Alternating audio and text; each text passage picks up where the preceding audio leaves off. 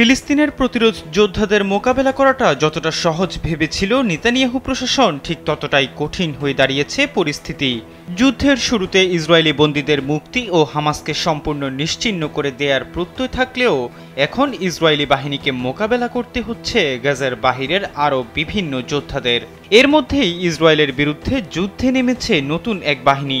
বলা হচ্ছে নতুন এ বাহিনী শুধু ইসরায়েলকে নয়, বরং বিপদে ফেলবে মধ্যপ্রাচ্যে ইহুদিবাদী দেশটির এক ঘনিষ্ঠ মিত্রকেও।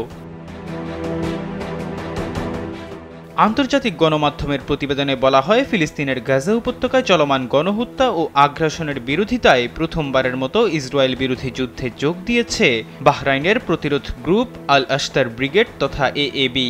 এরই মধ্যে ইসরায়েলের দক্ষিণাঞ্চলীয় এইলাত বন্দরে নজিরবিহীন হামলা চালিয়েছে তারা।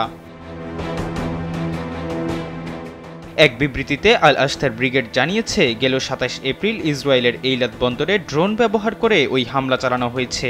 সংগঠনটি বলছে, ট্রাকনেট নামক যে কোম্পানি এইলাত সমুদ্র বন্দর থেকে সড়ক পথে পণ্য পরিবহন করে ইসরায়েলের বিভিন্ন স্থানে পৌঁছে দেয়, সেটির সদর দপ্তরে এই হামলা চালানো হয়েছে।